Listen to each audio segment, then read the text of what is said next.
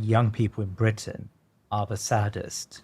They're miserable. There is nothing more important than childhood. All the society has to do is to protect them, to feed them, to nourish them, to love them. So this is where the childhood becomes a magical zone. A magical zone. And they're angry, and they have good reason to be angry because their childhood was denied them.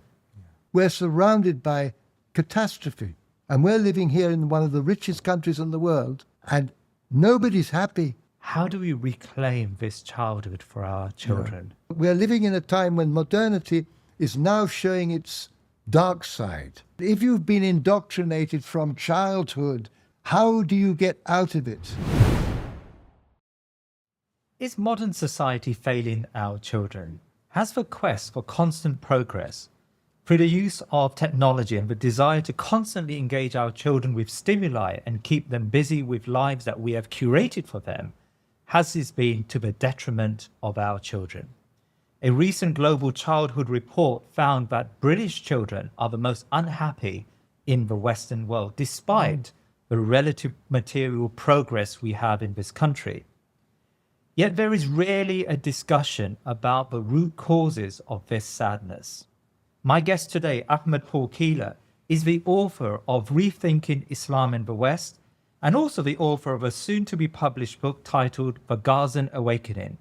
He has thought a lot about the issues involved in nurturing true childhood. How can we resist the excesses of modernity and exhibit the timeless qualities of Islam in our family lives?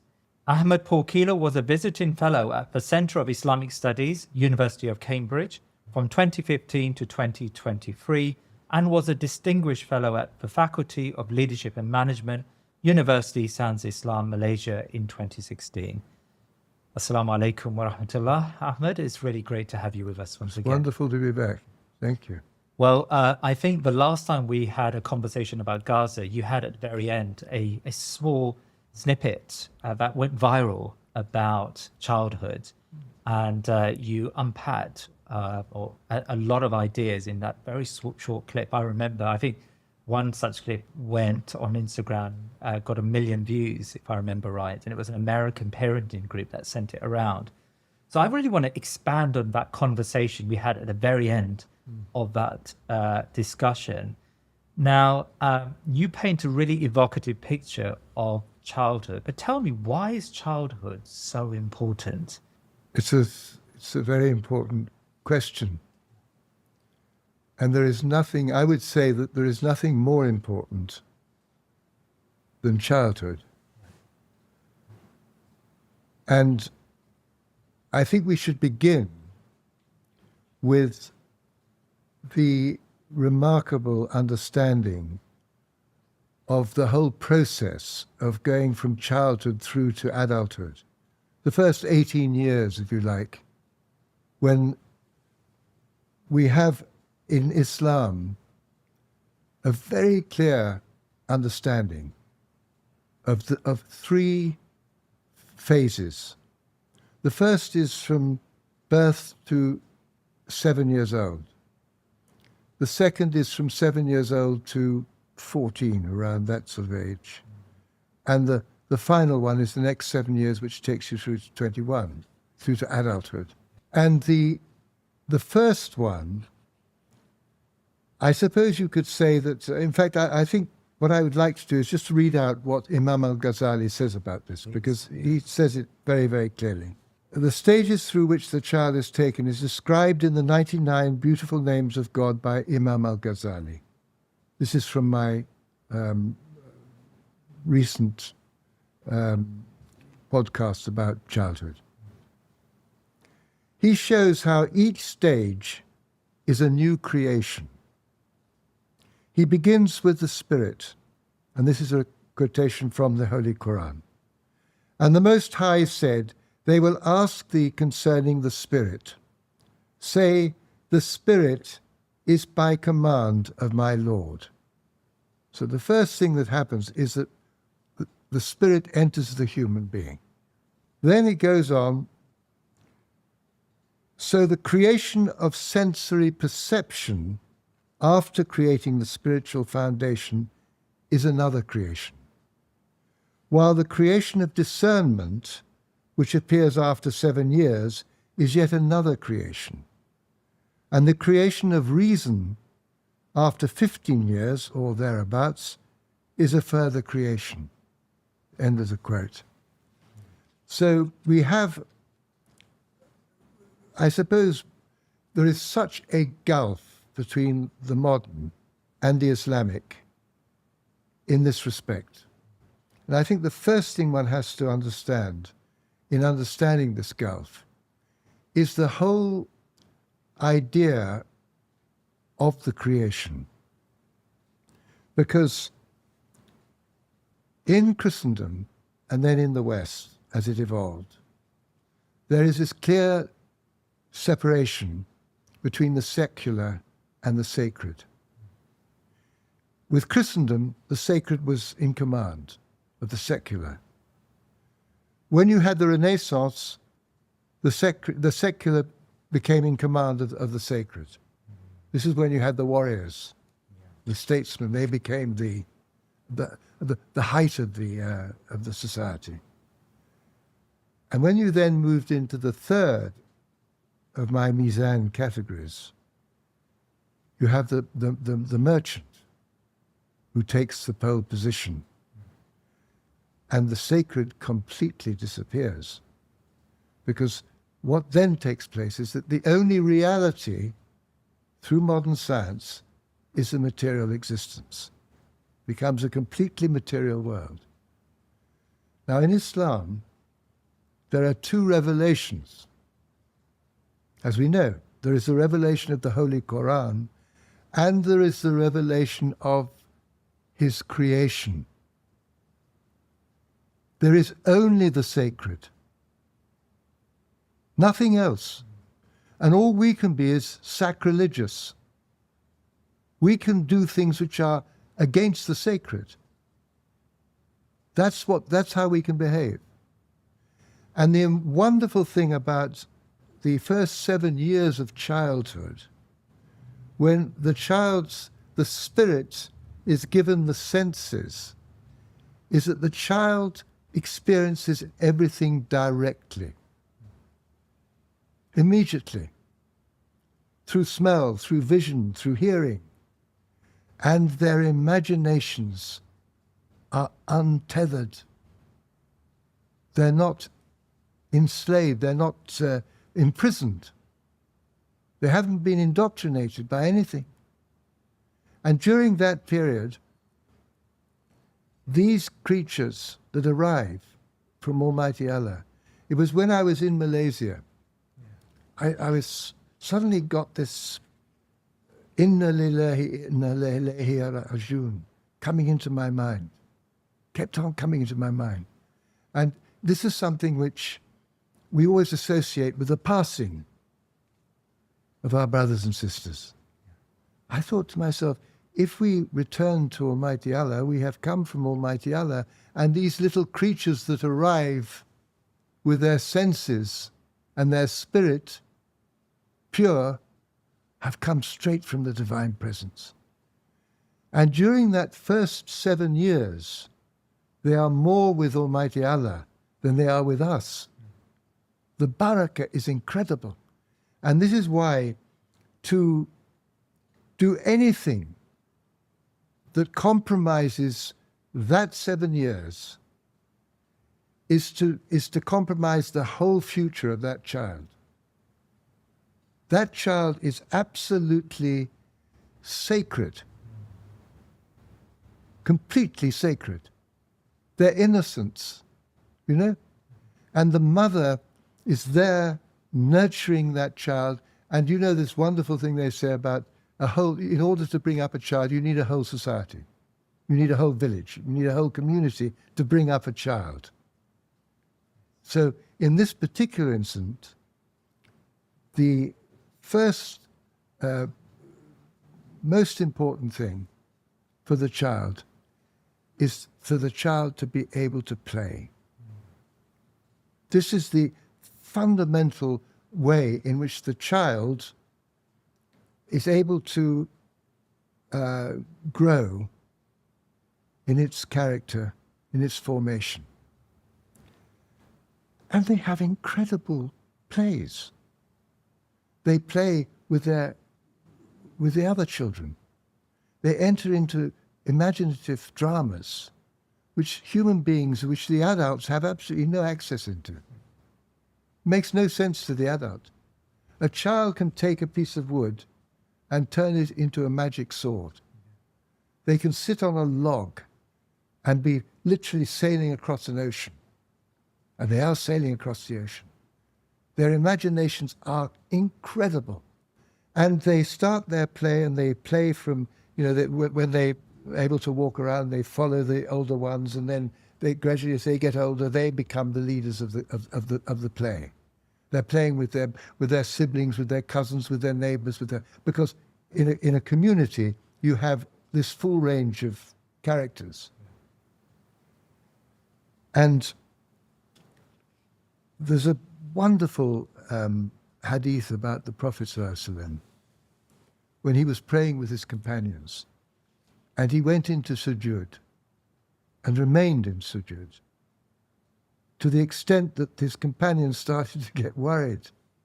What's happened to him? And then after the prayer, they asked him, Master, what took place? And he said, my grandson was leaping backwards and forwards over me, and I didn't want to disturb his play. That hadith just shows the importance, how serious that play is. That drama which they enter into, that capacity of imagination, that encounter with their peers, that crying and laughing, because the plays can become traumatic for the children at times. They disagree with, they have fights and things happen, but they go through the whole gamut of the emotions of how they have to recover from something, of how they have to be kind. All of these things happen. So the drama is the great place during that 7 years. The play is how these children grow into their own beings, becoming who they are. And they are in the present. This is another incredibly important thing about this childhood. There's no past or future for these children. It's up to the age of 7. Everything is immediate. Yeah. This is an amazing thing which any of us knows as a father or as a grandfather, or the speed with which they can go from laughter to crying, from immense tragedy, when it's as though the whole world has turned in to huge laughter. Yeah.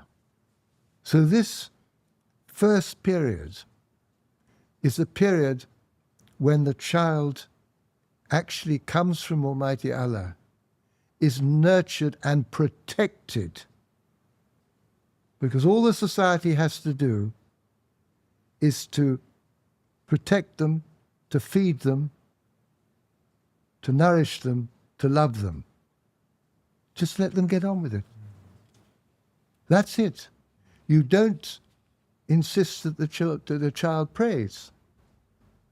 You don't put this on the child until they become 7, 8, sometimes 10. They are free. And that whole world of childhood means that when they arrive at the age of 7 or 8, then discernment arrives. They get to the age of 7, which is a kind of splitting. They start actually entering into time. That they're entering into the dunya. They're entering into time. And at that time they are being still hugely protected, but educated. This is when the teaching begins. This is when they start learning. Right. And they are open to it. They're ready for it because their minds are questioning. There is this physical thing that happens. There's a split that takes place. Yes. And so this period is a period when they can be educated. And then when they arrive at that huge moment when they have to embark upon, from sort of 13, 14 through to 18, 19, 20, this transition, when they metamorphose from childhood into manhood or womanhood, that, which is the most powerful period of the complete transformation of the body that takes place, that's the period when traditionally they become the apprentice. This is the period when they become the friend of the adult, where the adult becomes the ideal that they want to go for. They want to become their uncle or their father. They want to become the adult. They want to become the stonemason, or the warrior, or whatever it is, that this ambition to become adult. And then through apprenticeship, they are drawn into maturity, and they arrive in maturity. That is the traditional way. That's the 3 stages. So that traditional way is one which meant that they arrived at the point of maturity when they could then become married, they could then take up their profession or whatever. But they were mature human beings, educated, but without that fundamental childhood, which provides them with their peer group, which provides them with their friendship for life. Yeah. These are the friends for life, and provides them with the fullness of their type of character, because they're all different. Yeah. And they arrive at that point. Yeah. Without that, none of the others can follow. So that is the ideal. That is how it has been. Yeah. Always, and there's always been this understanding that you do not enter into the realm of childhood. Right. Childhood is off limits. Right. You mean adults do not Absolutely. enter the realm. Right. Adult, it's off limits. Mm-hmm. In the village, the women would be watching. Yeah. So that creating, in a sense, boundaries. Yeah. Security. Yeah. That's it. Yeah. And of course, the kitchen was the big thing. It was the food. Yeah. So much of childhood rotates around food. They go out after the first food, and then they come back, and it's the smell of the kitchen. Mm-hmm. And of course, each one traditionally is unique, has its own smell, has its own cuisine. This was brought home to me vividly by our, in Cambridge we had these 2 Italians who had this barber shop, and they live in a village in southern Italy, South Italy, by the mountains. Yeah. And one of them was telling me that when they were children, because I was telling him my wife had just started baking bread again, and he said, my mother used to bake these huge loaves, and it was the best bread in the village. I said, well, was it different from your neighbor? He said, of course it was different from our neighbors, because we used our own wheat. And everybody developed their own wheat because they looked after and took the seeds for the next year. So each area was unique, and their kitchen was unique, their bread was unique. This is a wonderful thing about this traditional world, which is still engaged with the natural world, that's still connected to it. Yes. So this is where the childhood becomes a magical zone in which the child has this incredible imaginative experience and is experiencing the revelation directly, because they're in connection with the natural world as children, in a way that is very cut off from us when we become adults. Yeah. We come out of the garden of childhood, a door closes, and we can't remember very much. Why? Because in childhood, the child is absolutely in the moment. There is no past or future. And when you are in the moment, when you come out of that, you don't remember it. Sheikh Ahmed, at the very beginning of my introduction, I mentioned this report which suggested that young people in Britain are the saddest, they're miserable. Drawing upon your schema, there were 3 phases, and crucially that phase 1, where children should be allowed to play. What do you believe is the reason behind this sort of epidemic of discontentment amongst young people? The world we're living in is a world that is governed by the merchant. You know, in my book, I talk about the 3 powers: the power of the scholar, the power of the warrior, and the power of the merchant. And in the Western world, we've been through the power of the scholar, the saint, the church, with the priest. It was a world that was governed by the priest. And then with the Renaissance and the civilization, the whole idea of Greece and Rome, it became the warrior. All the statues turned into warriors. Before it, all the paintings were of saints. And then all the statues and the paintings were of warriors. Look at Churchill outside in Parliament Square. These were the heroes. And then the third one is the power of the merchant. And we had in our society, and it is clearest in this country than any other place, the reality of these three phases, if you like. Because with the power of the merchant, we have the Industrial Revolution, where the merchant, and we have capitalism. People ask me about capitalism.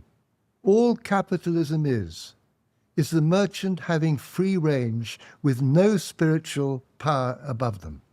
It is the perfect way of making money, which is what happens to the merchant when they are untethered, when their activity becomes the reason for the whole of the existence of a society. And that's what we're in. So what do you have with an industrialized world? With an industrialized world, you have the development of technology. The machine takes over, on the one hand. And on the other hand, you have the absolute necessity of being able to sell. You've got to sell what you produce. In Cambridge, when my wife and I first arrived in Cambridge in 1992, it was still a university that was in the age of civilization. In other words, Latin and Greek was still at the center. Now it is a completely modern merchant university where science and business studies are central. They are the only things that count. They're the only things which are supported by the government. And higher education is under the Department of Innovation and Development. So this is how it is. It has completely established this. And it has taken time for this merchant-dominated world, this consumer world, to actually take over all the aspects of civilization, to become a complete world. Because when I was a child in the 50s, in the 40s and the 50s, morality was still the zone of the church.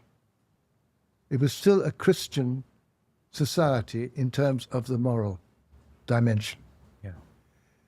Virtue, ethics was still very much under the civilization of Greece and Rome. Now, where are we? Now we have with the 60s, we had this moment when suddenly you had the sexual revolution, which basically completely destroyed the whole Christian morality. Sex became a commodity, personal, something that you could, it was free for to do what you liked, instead of being that very highly regulated nafs, which have to be under command of the human being. So you get this. So that enters the realm of the consumer. So you've basically got a situation where the consumer society the merchant society has gradually created its own world, its own everything. Everything now is basically determined by technology, and this process of the technology taking over everything is now reaching its climax. Childhood has now been breached. Childhood is no longer this sacred period, protected. Give me some examples. How has it been breached? I want to actually start with the first area of this growth, these three periods that was breached. Yeah. And that was actually the period from 14 to 13 through to 19. The second phase. The third phase. Third phase. Because this was the first one that went. Yes. And this was catastrophic. After the war, in the 50s, the Madison Avenue, which is the great place of the advertisers and the etc. They were looking for new markets, and they saw that the young American, from the age of between 13 and 19, was going to have money. They were working at the weekends. They had evening jobs. They had very generous pocket money. So what they did is they invented a new category for their marketing. And they came up with the term, with a new name, teenager. They invented the term teenager. Is that so? Yes. I'm not Yeah. making this up. Yeah. You just go and look it up. They invented the term teenager. Yeah. Most of the terms we use are invented somewhere along the line. Yeah. But this was invented in the 50s. Wow. And so what you had then was a teenage culture. Already the youth were unhappy. You know, I don't know whether you're aware of a film which came out during the time, Rebel Without a Cause. Dean, what was his name? James Dean. James Dean. You know, and this whole aspect of being against, not knowing why. And they harnessed this, and out of it became a culture. Music, teenage music. If you think of it, all the music that arrived, the pop music, came out of that period. The clothes, they started becoming distinct about, in terms of their clothes and everything. And of course, the sexual behavior. So and what was important about it, it was a world which was contained within itself. It broke from the adult world. It became against the adult world. You got this separation. At the very time when it is essential for the child to connect with the adult. This was the beginning, this was a great break. This is the period of apprenticeship. This is a period of apprenticeship. Yeah. This is a period when the child is the friend of the adult. When the child's ideal is to become adult. One of my sons went through adolescence like a breeze. He had no problem. He was a musician. And as a musician, he was already dealing with adult music as a child. His heroes, he was a violinist, and his heroes were the great violinists. He wanted to be like them. So this was a connection. This was the connection with the adult world. So this break, this creation of this consumer culture, this new youth, which also released at the most powerful period of their sexuality when they're going through this whole metamorphosis, and capturing that into a continuous culture. I always say President Clinton was an adolescent, because you never grow up. And the only way you do grow up is through terrible calamity. experiencing disasters as a human being. Your marriage breaks up, or this happens, or that's, and you go through suffering to be able to become mature. Yeah. Whereas the traditional way is you are beautifully, you're beautifully brought into maturity. But we have to bring in the angst. We have to bring in the suffering of those adolescents. And each of them in a situation where they don't know their identity. Tell me, why would it be so important for capitalists, for this consumer industry, to separate this teenager from the adult? I don't think they're interested at all in the consequences. Ah, They're just looking for markets. right. So they How just does it see a help them? market. Ah. I mean, the consequence. It's like for goodness sake, the whole modern world is full of unintended consequences. I mean, did the great scientist, what's his name? The one who was associated with the atom bomb. Oppenheimer. Yeah. No, the other one, the great one. Einstein. Einstein. Yes. I'm sorry, I'm an old man, so No, you have to no. put up with me. But Einstein was devastated when the unintended consequences of his great idea came into existence. So these people are not interested. They were interested in the market, and they were very excited when they found this market, and it's become a huge market. Right. And it's become a huge world, and it's like a block. It's like a prison. The children are there, and they have to break out of that prison if they're going to if they're going to survive. And it's a very dangerous prison. It was a problem of big problem with mothers, single mothers, teenage mothers having children, not knowing, having no structure, nothing, no base for them, drugs, alcohol, every kind of experiment. So you're putting the children through that kind of a terrible experiment. Right. It was a horrific thing that happened. But then what happened was that they came and looked at the question of childhood. Now, the problem with this one is that it is adults, marketeers, looking at childhood and thinking they understand it. So what they've done is they have been creating, first of all, toys. But toys which are complete. Plastic toys, funny colours, because they think childhood is all about being funny and silly and all the rest of it. So funny colour. The child is literally, it's like giving them heroin or something. They're excited by it. The adrenaline rises. It's exciting when they see these things. But then they play with it a bit and they get bored.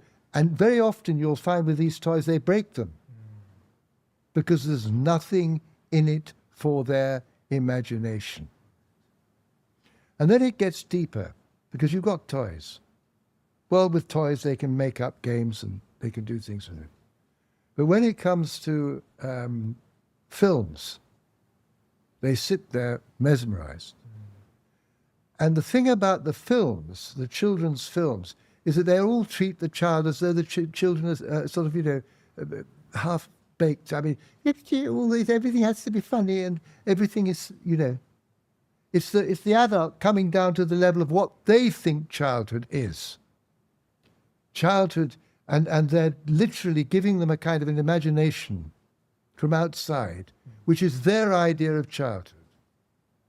And then it comes to the mobile phone and the screen. And that becomes completely mesmerizing. So what is taking place? The child should have needs nothing from outside. Yeah. It needs nothing from the adult world in order to engage it. It needs its own community. It needs maybe books and things that they can play with and you look at and all the rest of it. It needs the natural world where they can see birds and they can see trees and they can go into woods and they can, have contact with animals. All of this, all of which they are experiencing. Stories, when people tell them stories, it's their own imagination that is working. You tell me, if somebody is telling you and I a story, your imagination is seeing it completely differently from the way I am seeing it. Yeah. It's unique. Yeah. So what is happening is that the technology is getting more and more sophisticated to engage the child who becomes a completely passive receiver. In the process of becoming a passive receiver, when the thing stops, it starts to panic. In other words, we are creating addiction. This is what addiction is. It's a dependency on something that is outside of you. It's something external that comes and you become dependent upon it. And the children become dependent upon these external imagination that comes from the adult world. And may I say, a very corrupt adult world. Because the images are becoming darker and darker. The illustrations of the books and things are becoming darker and darker. And so and what is absolutely horrifying is that the children are all being fed the same imagination. And this is why I talk about the dialysis of the imagination. The dependency upon an external cause, an external stimulus. And that means that when they arrive at the age of 7, they have become completely isolated. Because what has actually happened is that what they share with their peers is the same imagination. They're talking about the same, film or the same thing or the same whatever it is. Now, obviously, I'm putting to you the extreme situation. But any of us who have brought up children or have grandchildren are aware of this. We see what happens to them when they get a mobile phone.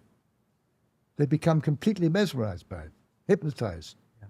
So obviously, I have to also say that the power of the human spirit is so great. It's so great that you cannot just destroy it like that. You can't completely demolish it, but you can deeply hurt it. So when the child arrives at that age, it is confused about its identity.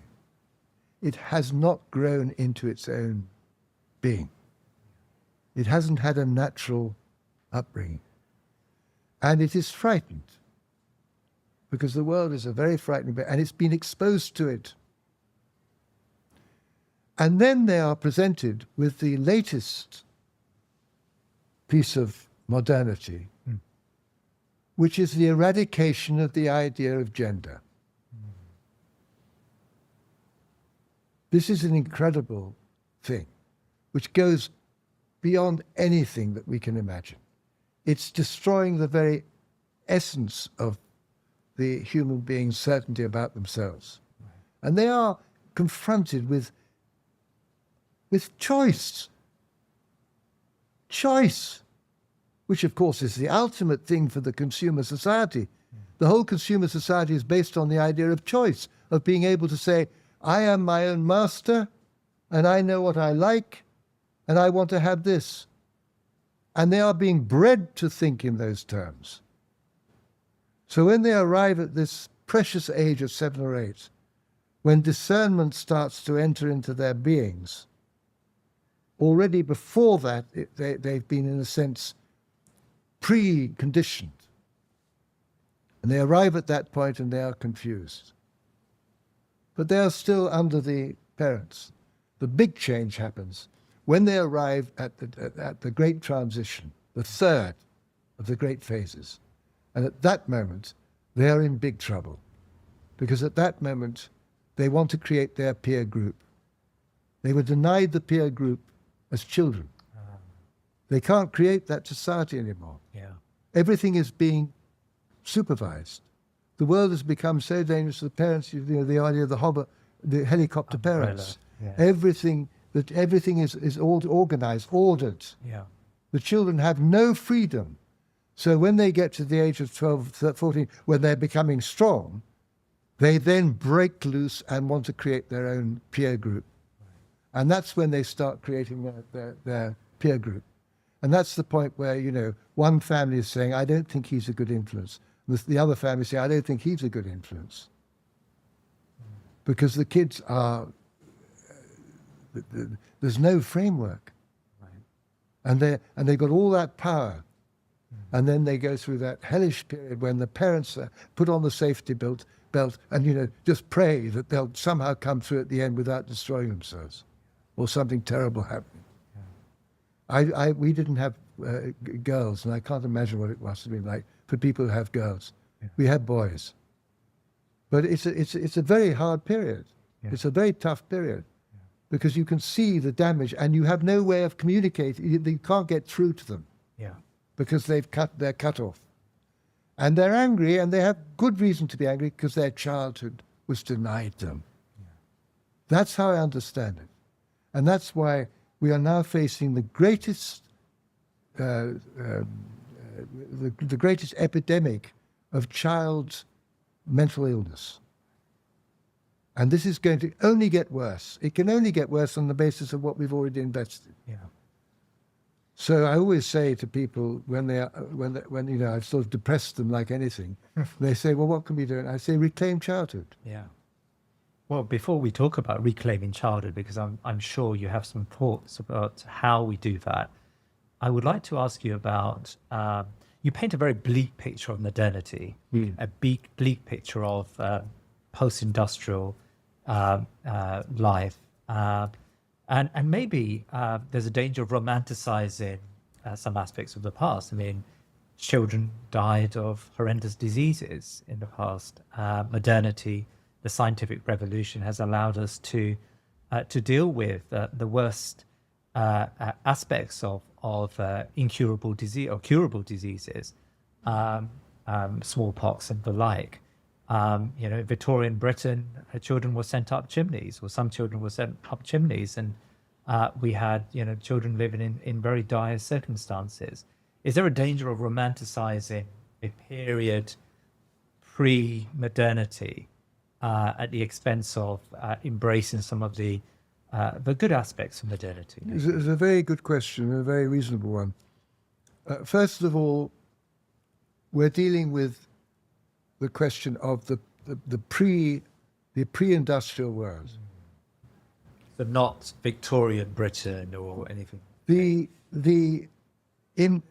industrialization brought in the greatest horror in terms of people, the abuse of people imaginable. And whenever a country has been industrialized, whether it was Russia or China, it's always been followed by famines, and it's always been followed by the most horrendous situation of the people who have to work. Yeah. Go to Bangladesh now and see what the people who are making our garments, what they're having to go through, how they're having to live. And ask the question, is that a proper way for a human being to be able to live? So the Victorian age was a horrendous age because in the beginning, the only people that could get to go into the factories were fallen women and children, orphans and things. They had to literally, it was very difficult because there was a great movement against the factories from the beginning. The Luddite movement, which people don't really understand what it was. It was a real understanding of the horrors of what was going on in those mills. You only have to read the Victorian novelists. Forget the historians. Read the novelists. They can tell you the amazing change that happens.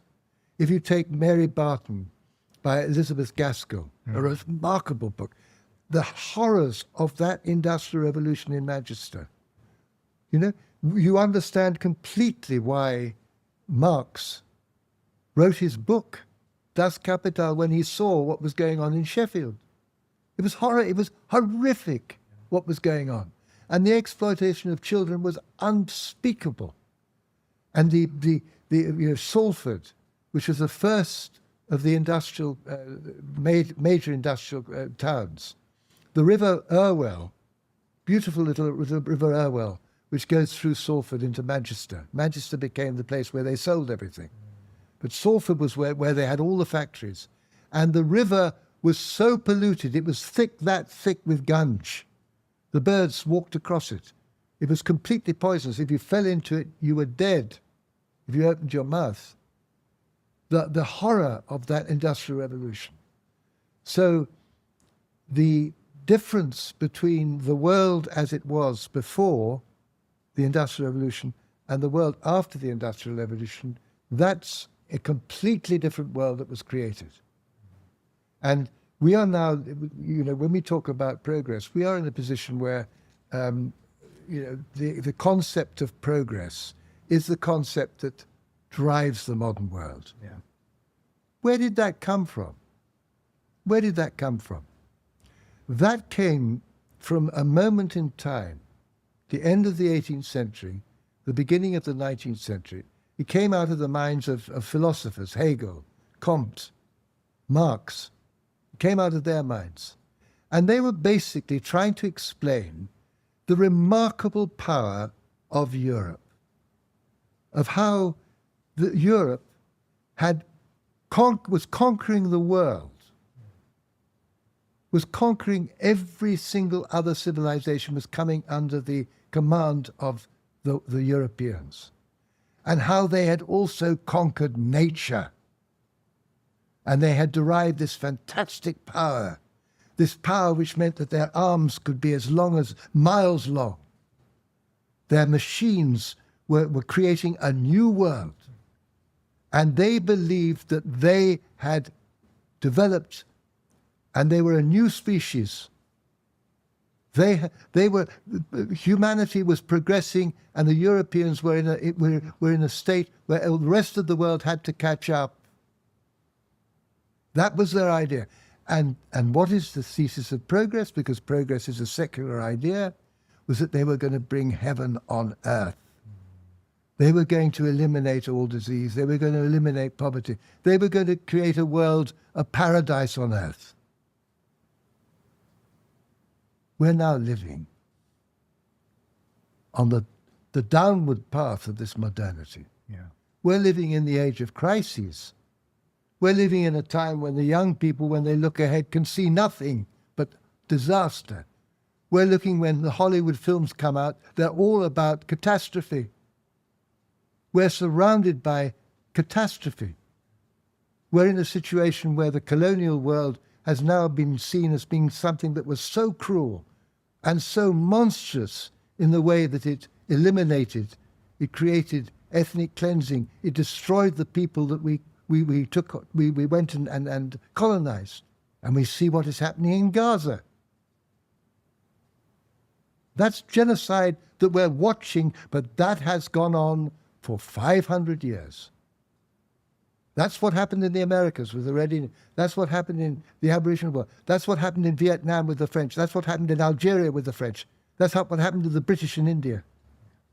Every single one of these worlds was a catastrophe in terms of the people who lived in them and their cultures. And their cultures were smashed to be replaced by this modern project which cannot deliver. It can neither deliver happiness, nor can it deliver what the people in that society believe they should have. And we're living here in one of the richest countries in the world, and nobody's happy.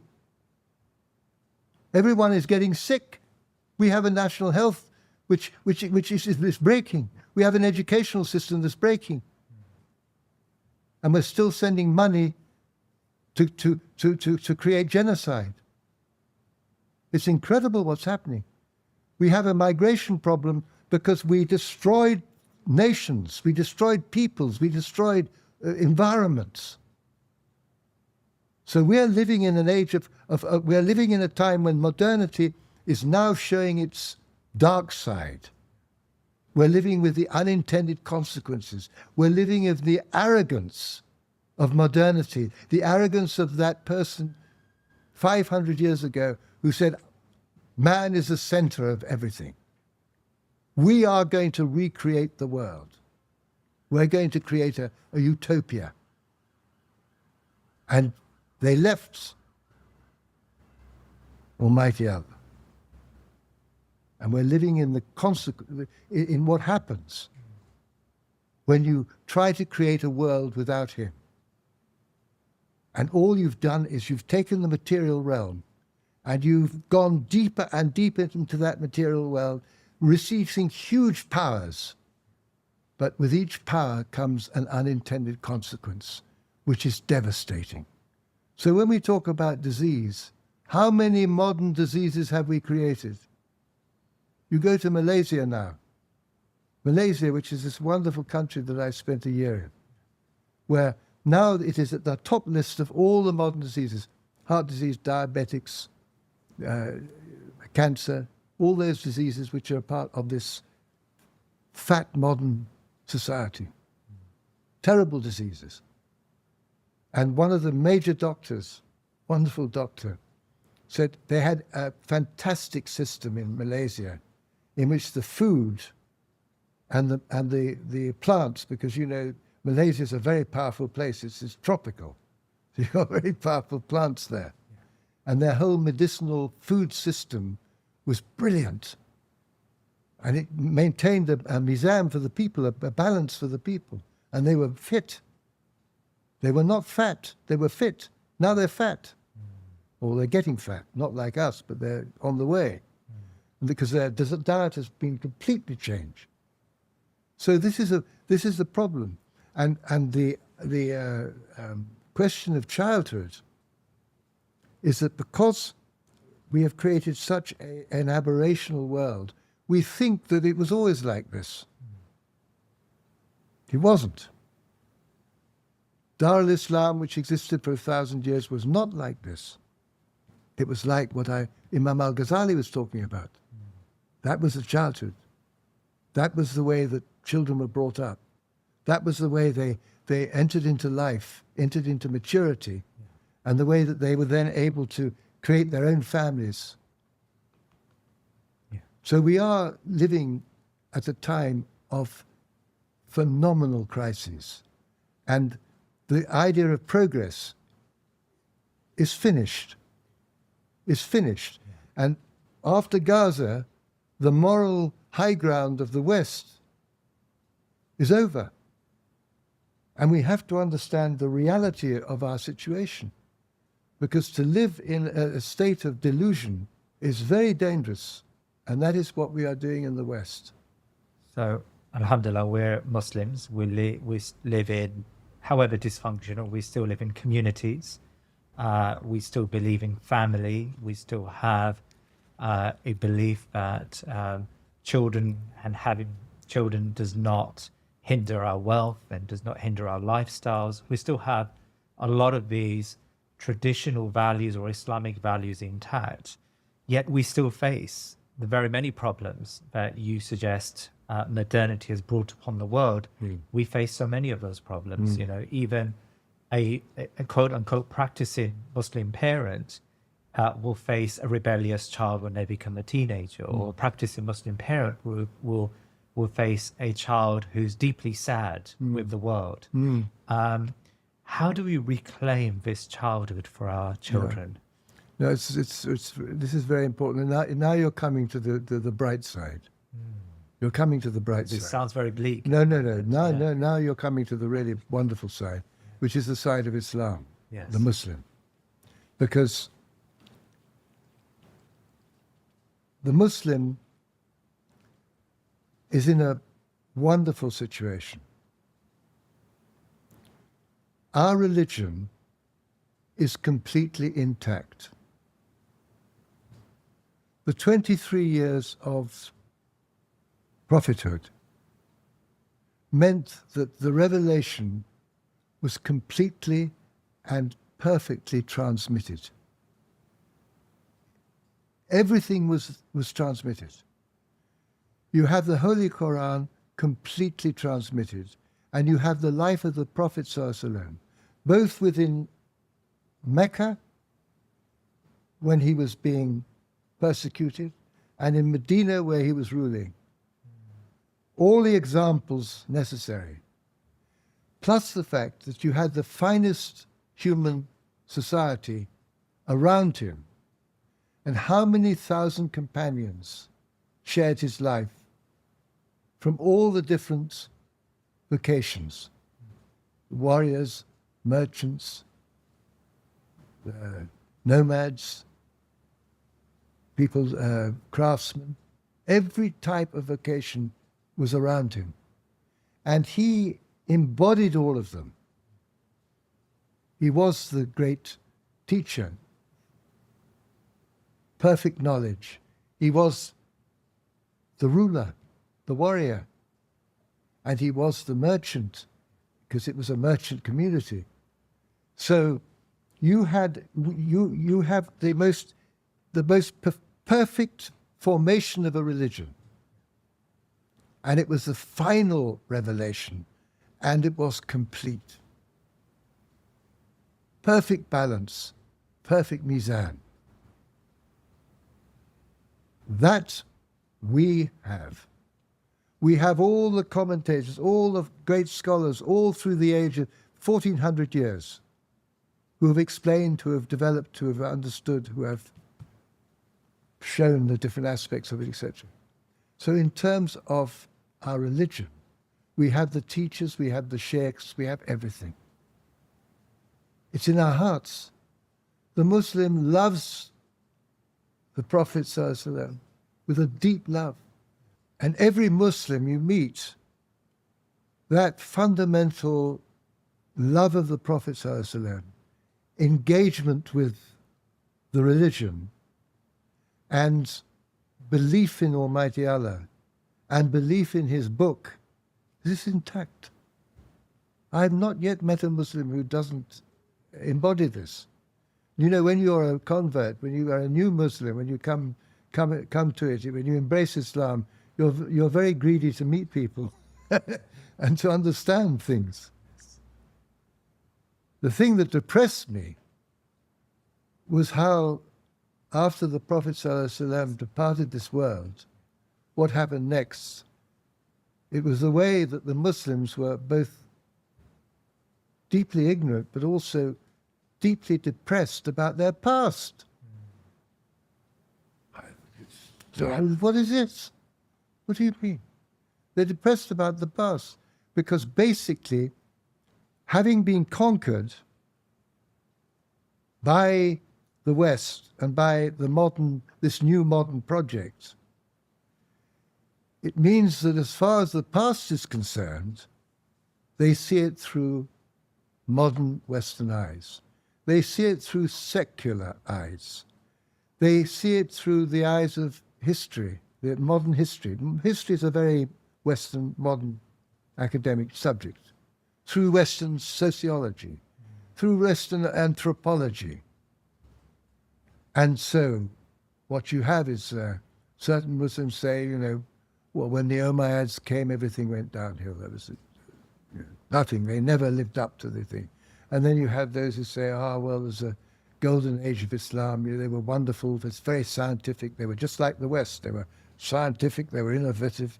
You know, they were very busy and all the rest of it. And then they gave all that to the West in the Renaissance. And we went into a deep decline and stagnation. And we've been asleep for 1,000 years. What an idea. What an idea. So this is where the Muslim, because they are depressed, they're schizophrenic. They are absolutely on the song with the religion. The religion is absolutely there. But in terms of their understanding of history, it is the Western. And to believe that somehow Islam failed, it's somehow, you know, another one which I've always been getting is that if we'd been better Muslims, we would never have been conquered. Yeah. And my answer to that one is always this. If you have a boxing match and you're playing by the Queensberry rules, with thimbles. And then halfway through the competition, the enemy your opponent comes in with a machine gun and machine guns you. What can you do about it? What can you do about it? Yeah. So when in the West, Christendom collapsed, disintegrated, and this new world of conquest took over with the Renaissance, the glorification of the dead world of Greece and Rome, when that took over, and when the conquest of nature, instead of being with nature and a part of nature, and nature being sacred, it simply becomes something that you have to conquer and go into and take its powers. This is what Francis Bacon said. We will put nature on the rack and we will take the secrets of nature out. And once that happened and that power was released, no culture on earth was able to withstand its power. And it conquered the world, and it conquered nature. And the world itself has now become aware of the horror of that conquest. And nature has also said enough is enough. The environmental crisis is the result of the attempt to conquer nature. Global warming is that result. So this is where we stand. The two great conquests which created modernity, the conquest of the world so that you could plunder all the resources from the people, the indigenous people, and the conquest of nature so that you could take all the secrets out of nature. And then the reasoning mind of the human being becomes totally focused upon the material. And that is the reality. For the Muslim, and all of this comes out of my Mizan thesis, my book, Rethinking Islam and the West, a new narrative for the age of crises. And the narrative is Mizan. Because the whole concept of progress is completely false. We have not progressed. We have to wake up to the reality of the situation. And the reality of the situation is very dark. It's very dark. But the reality for the situation for the Muslim couldn't be brighter. It couldn't be brighter. Why? Because Islam is still connected to heaven. And what do you need in a storm? You need a lifeboat. You need a lighthouse that warns people of the rocks. What we are experiencing now is a huge storm that is enveloping humanity. It's like the Jahiliyyah period of Mecca. Untruth, falsehood, false gods, everything is whirling around and bringing humanity into chaos. For Islam, it's that still center, which has always been there. It is the refuge from the storm, and it is the witness to the truth. But for the Muslim, it's very important that they get their head around and they start realizing that Islam did not fail, that Islam actually produced the most perfect world for more than 1,000 years, which was governed by the principles of Mizan, that was the only universal civilization ever to exist, from West Africa to China, embodying all the different cultures, all the different geographical areas, all the different linguistic groups into one world and one way of life, because that's what the revelation came to provide for us, for humanity. It provides for humanity the perfect way of life, of how you should live in his creation, in his revelation, in his creation. How to live perfectly in it. And that's what happened. And that is the miracle that took place, which we cannot see because we are looking through glasses which are the glasses of progress and the glasses of distortion. So all that we are seeing is a distorted image. That's all we're seeing. So when I talk about the Mizan thesis, I say, for the Muslim, to understand the world in terms of balance and justice is not difficult. It's completely natural. It's what is embedded in our religion. It's how we are.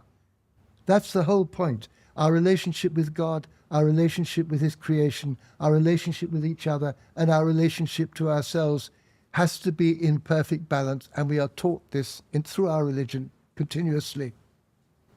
But the problem we have is, how do you get out of the prison of modernity? Your mind. Yeah. We are in prison. Really? We're in prison. Of course we are in prison. We can't do... Well, look what's happening with our children. What can we do about it? You are just saying this. We have the same problems. Yeah. What can you do? You are in prison. The problem with being in prison is this.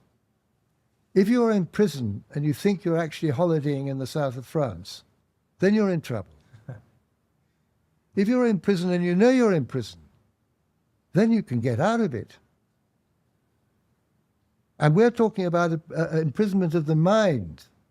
And that's why I say with the childhood thing, it's so important, because the children are now being, you know, if you've had a decent childhood and everything else, it's much easier to get out of prison, to see the falsehood of things. But if you've been indoctrinated from childhood during those 7 years, how do you get out of it? How do you get out of it? So this is the problem we have. It's not the problem of the Mizan, of seeing the world through a new perspective, which is the Islamic perspective of Mizan.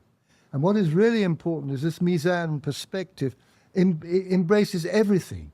The whole of existence can only exist if things are in Mizan. If they're not, they become deranged or they die. They have to be in balance. Everything has to be in balance. Everything has to have justice. Everything has to have scale. This beautiful term, Mizan, so rich, embodying these three ideas of justice, of balance, of scale. The minute you break that, then you create a deranged structure. You create something that fundamentally cannot hold. Yeah. So this is the question. It's how do you actually get out of this mind that has been educated to see the world in a particular way from childhood. We have all been educated through the educational system of the West, which sees the world in a very specific way, has broken everything down into these academic disciplines, etc., etc. And is also powered by this idea of progress, which is deeply impregnated into everyone. We all believe in progress. It's a belief, belief structure.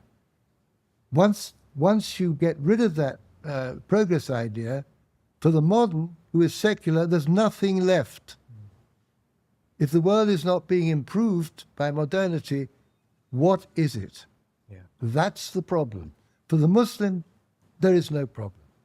Why? It's not a problem for us. First of all, we're not responsible. It's His show. Almighty Allah is the producer, the creator, the fashioner, and we are told this continuously through the Qur'an. He is in charge. He gives us what we have to do. He gives us our talents. He gives us our vocation. He gives us whatever we are able to do. We're not responsible for the show. That's why we don't rail against modernity. We create the refuge. We create the lighthouse. So let's talk about that lighthouse. What's the role of fatherhood, of motherhood, in nurturing and establishing this refuge for our children, especially as the storms, the crisis is around us? Yeah. Well, we're on to a really interesting part now, because the destruction of the family is one of the key things which we all understand. Destruction of the family. Family, yeah. The authority of the family. Fathers and mothers don't have any authority anymore. The government has authority. Yeah. The family used to be very strong. And modernity has also destroyed the idea of the male and female, the man and the woman. And the modernity has destroyed the home, because before industrialization, the home was the center. The home was a hive of activity. It was a hive of activity where food was produced, the production of food, the production of clothing. You know, it was a social center, and each home was unique. But modernity took over your clothing, your feeding, you know, your entertainment, everything. Everything became out there. Industrialization took over everything. All the corporations were formed to govern our lives in terms of our whole existence. So what happened to the home? The home became a place where you slept, because the key thing was to go out to work and to make these things. And you had to go out to work, and then the women had to go out to work because they had to earn more and more money, because the modernity, to uphold a modern way of life, becomes more and more expensive. And you need more and more entertainment, and you need more and more holidays. So what happened basically was that the home was emptied of meaning and of activity, and everything started to happen outside. And the home became a very lonely place for an isolated woman bringing up her child, because there was no society around her. The only place where it lasted most was in the slums of the industrial cities, where you've got extended families still existing, and the children could still play amongst those very, very, you know, that was the last part of it. But otherwise, the home was emptied. And the woman was so-called liberated, which is the greatest, I can't even think of how to describe it. It's the biggest con trick that was ever played. The woman has been completely, womanhood, the power of woman, has been destroyed. Why? Women in the home, in the natural condition, is the center of the society. I did this lecture in Qatar at the university, where I had the ladies down one side and the men down the other side of the boys down the other side of the table. Mm-hmm. I began by saying, ladies, I said, I don't want you to listen to what I'm going to say to the boys. And then I turned to the boys. I said, I want to give you a little bit of advice, a little word, which might be helpful for your lives. You will never understand women, but they understand you. The girls laughed. Yeah. The boys looked bemused. And then I explained it. The woman is mother. The woman has huge natural compassion and empathy and love, which pours out for her child. That love and that concern and that care extends to all members of her family. She sits in the middle of a web. She is connected into every member of her family. She's connected into the neighbors. She's connected into the cousins. She's connected with anybody who is actually within their circle. And she is concerned about their well-being. It's going to be very cold today. You must take your coat. They sit in the back of a car. Be careful of this, be careful of that. They're continuously concerned. We human beings are their subject. They know us. They are concerned about our moral welfare. They naturally have from Almighty Allah, as the feminine, they have submission. If you are a mother, it is natural to you. If you're a woman, it is natural. That submission is huge power. It is what is in our religion. The most important thing is to be submissive to God Almighty Allah, is to be in a state of submission. The women have it naturally. The men have great problems in gaining it. And the men's eyes are like this. They're in the world. They're dealing with projects. They're dealing with things. But the woman sits in the center of the whole existence. She is the center. And her power is incredible because she knows her man.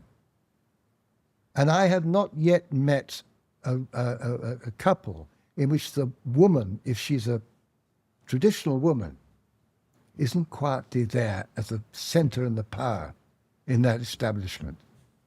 It's true with my mother, it was true with my sister, who was the eldest in our family, and it is true with my wife. I'm completely aware of the fact. She knows everything that's going on. And she's a wonderful scholar. She's a wonderful scholar. But she knows everything that's going on throughout the whole of our extended family, which goes to quite a degree now. And do you know that women's eyes are different from those of men? Physically different. The women have more rods and their cones are different, and they have 10% more being able to see. And that's why men often think they're getting away with things. You know, they don't think the women are seeing them. They're actually seeing them through. They're everywhere. This is the power of the woman. And it is magical. It's amazing. We do not know them in the way they know us. That's the traditional woman. The modern woman has lost that. She's competitive. She's competitive. She's competing with the man. She's in a man's world because we have destroyed the inner world. Everything is external. Everything is outside. So the first thing to do is to realize, astaghfirullah. I was told, don't get onto the women because they'll come and stampede you and you'll just literally end up in dust. This is the first time I've done this. Because the things are so serious now. And with the Muslims, you are absolutely right. It is because of my experience up in Bradford and my experience with the Muslim community to know that the family is still intact. Those values are still intact. Yeah. The women are still women.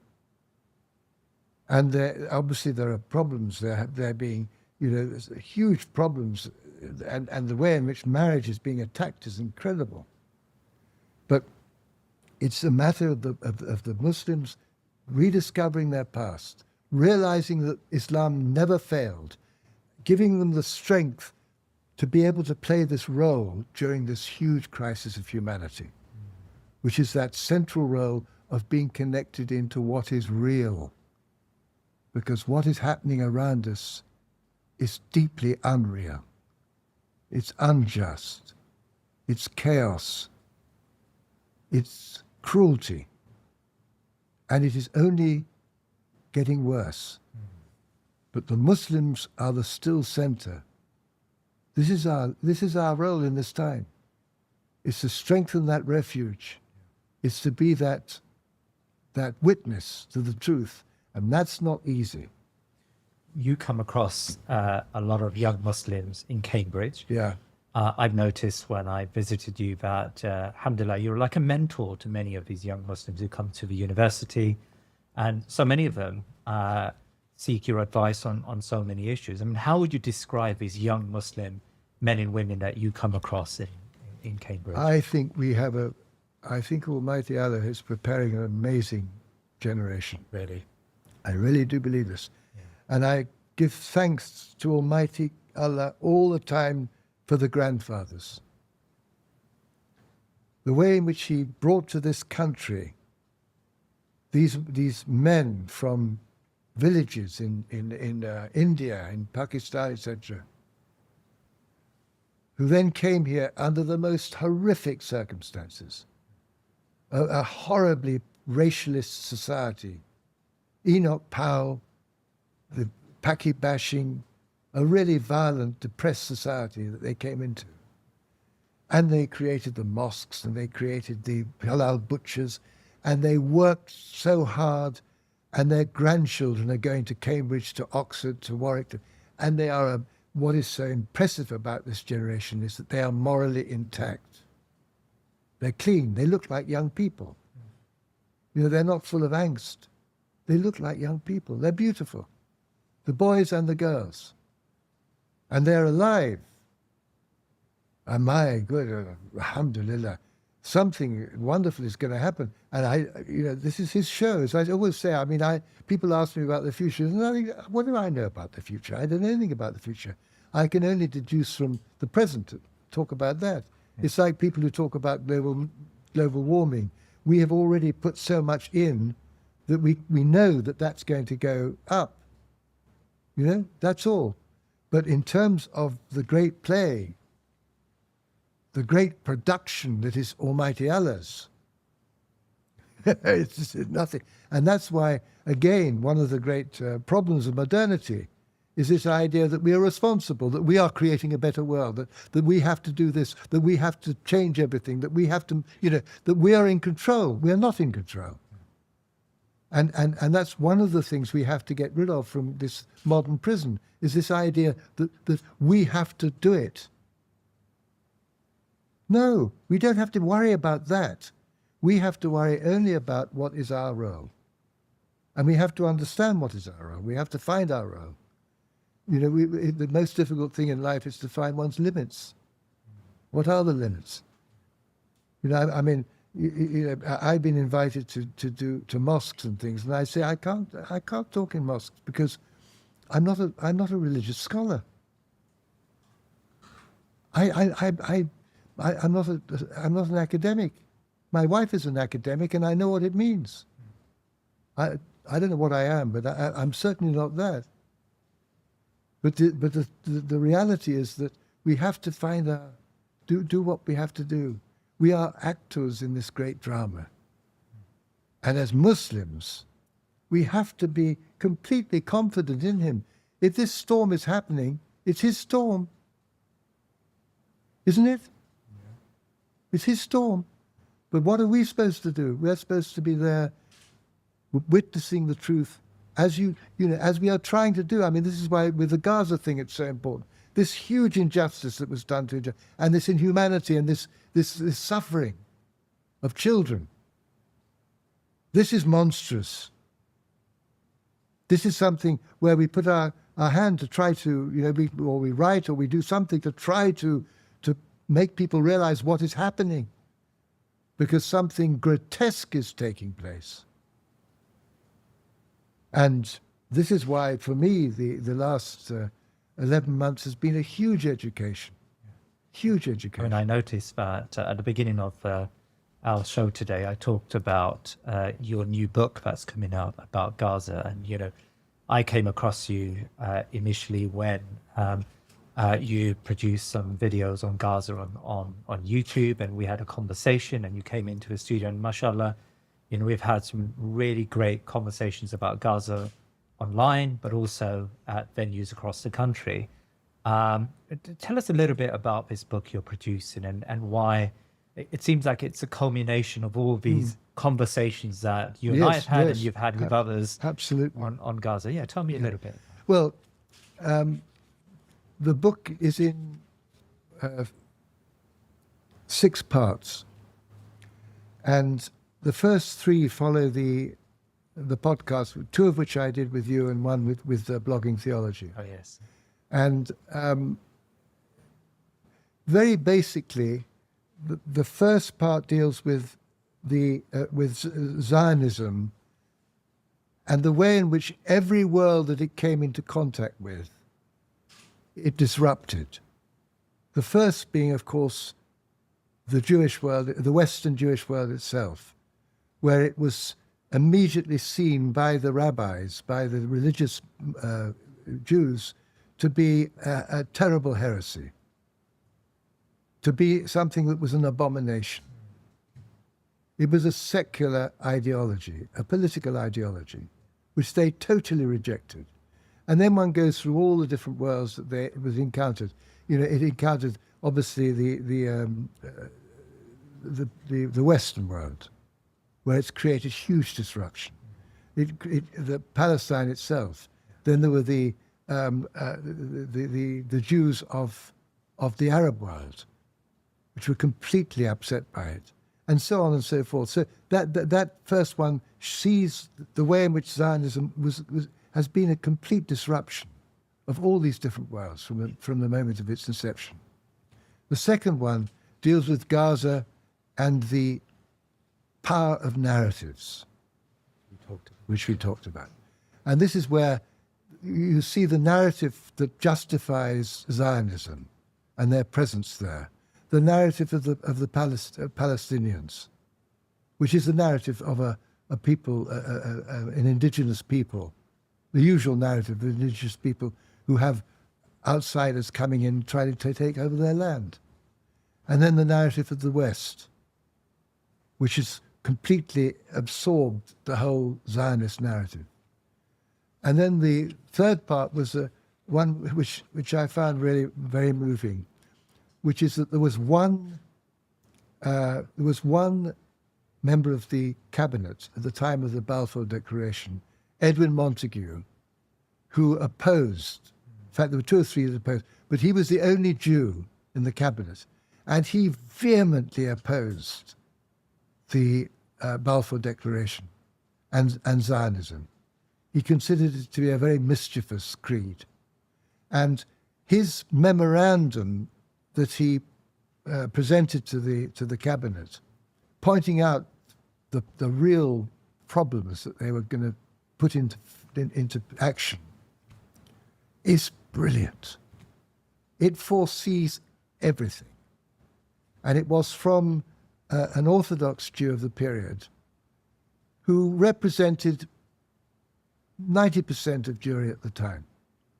So that's a very, very interesting section dealing with his understanding.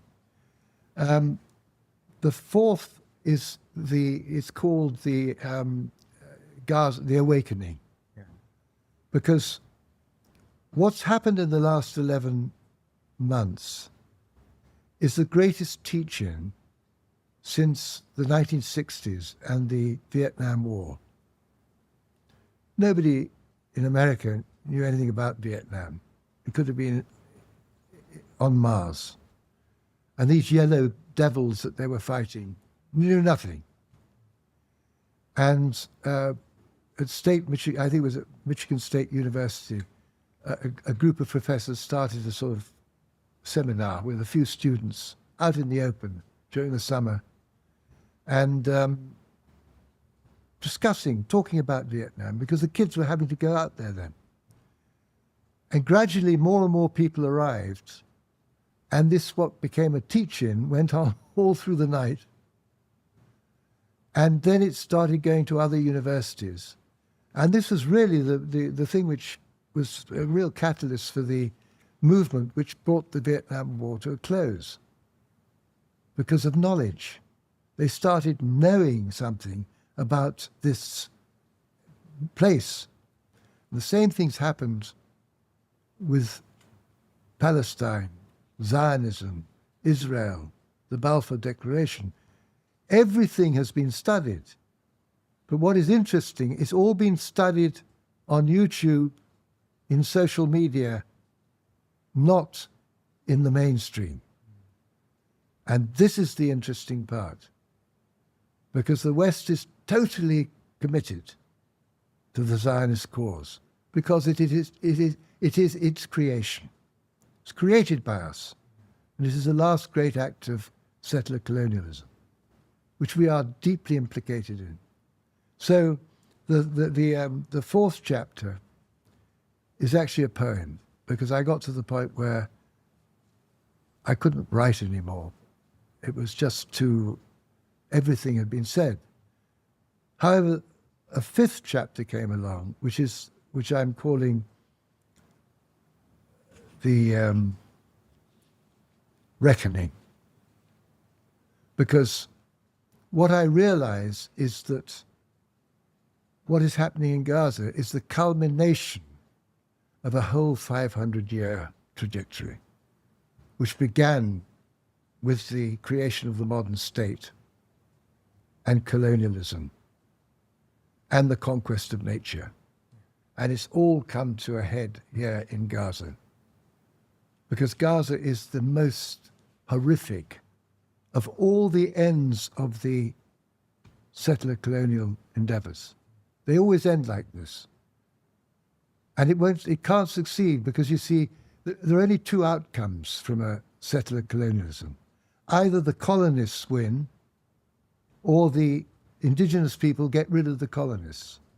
In all the established areas of the world where you had urban civilizations, Algeria, Libya, Vietnam, India, all these different worlds where the French and the British, Indonesia, all these places got rid of the colonialists. It was only the areas where there were still tribal peoples, like in Americas, in Australia, New Zealand, etc., where they succeeded. How Palestine would never have been successful if it hadn't been for the fact that it is up against the whole of the West. It is the West's big project. And I try to undress that and show how that came about, and how it's a complete judgment now upon the West. The West is being judged. A mirror is being placed up. And unless it comes to recognize that, it is going to be a disaster for the West, because the West is now completely exposed, totally exposed. I'm finishing that last chapter, and it's not a very easy one to write, but inshallah I'll have it finished. And you must come back on once the book is completed, inshallah. Jazakallah khair. I really But want... I would before we end. Yes. I would like to just read that poem. Of course you can, yes. Because this is the poem I wrote, and alhamdulillah, so my eyesight is not what it used to be. It's getting an old man's eyes now. Bombs over Gaza. And now the tears are flowing every day. We watch the children of Gaza being massacred and mutilated, and the bombs keep falling. We witness the lamentation of the mother cradling her dead baby, and the bombs keep falling. We wonder at the dedication of the doctors and nurses in their bombed-out hospitals, and the bombs keep falling. We see the desperation of the citizens and civil defenders using their bare hands to rescue those trapped beneath the rubble, and the bombs keep falling. We listen to the journalists who continue their reporting whilst their homes and families are destroyed, and the bombs keep falling. We are amazed at the teachers who continue their lessons in tents as their schools and universities are reduced to rubble, and the bombs keep falling. We are witnesses to the destruction of the olive groves and farmland, and the starving of the Gazans, and the bombs keep falling. Even the dead are not spared, with graves dug up and cemeteries desecrated, and the bombs keep falling. The mosques have been destroyed, but the call to prayer still rings out across Gaza as the faithful lift up their hearts to heaven amidst the rubble, and the bombs keep falling. Gaza may be destroyed, but the indomitable spirit of the Gazans will remain when the bombs stop falling. Ahmed Keeler, Jazakallah khair. Thank you very much for your time today. Thank you. Please remember to subscribe to our social media and YouTube channels and head over to our website thinkingmuslim.com to sign up to my weekly newsletter. Jazakallah khair.